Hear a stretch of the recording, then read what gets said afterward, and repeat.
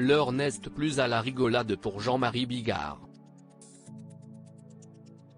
Le célèbre humoriste de 68 ans se retrouve aujourd'hui dans la panade après avoir peut-être fait la blague de trop.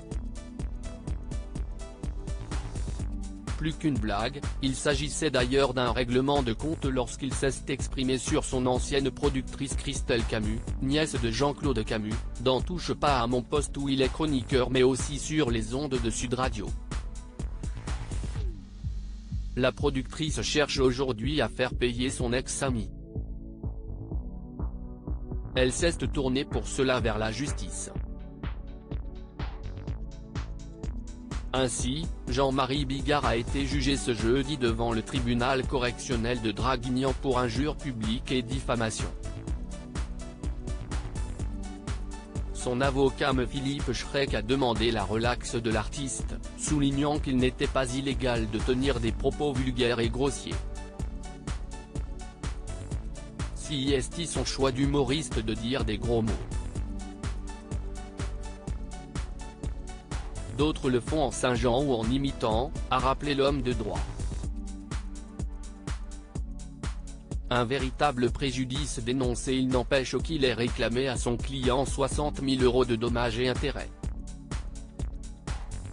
Une somme qui s'expliquerait par le préjudice que Christelle Camus estime avoir subi du fait de l'annulation d'un duo sur scène un temps évoqué entre Jean-Marie Bigard et le controversé Dieudonné, précise un communiqué officiel.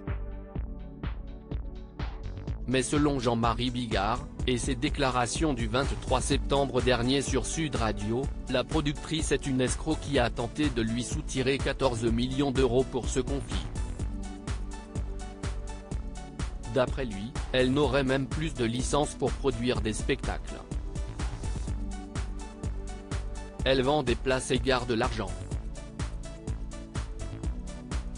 14 millions, dans la mesure où tu vas te les prendre dans le cul, il va falloir bien les rouler parce que tu vas t'abîmer le trou de balle, avait-il lâché en direct au micro de la radio.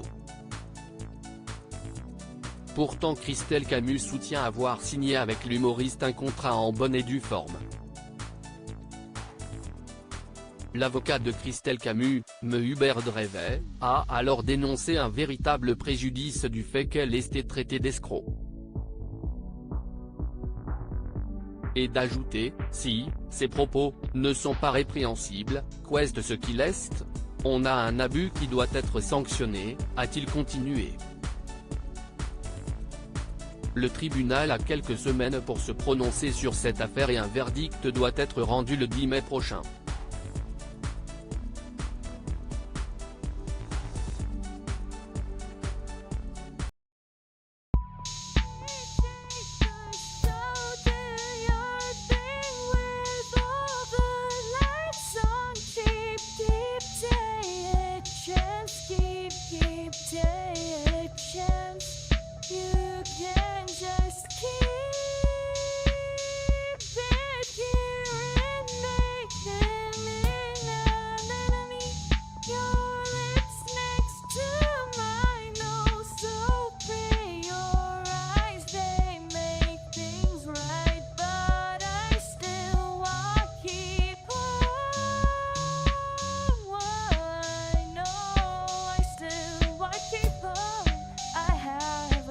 Keep it up, I have a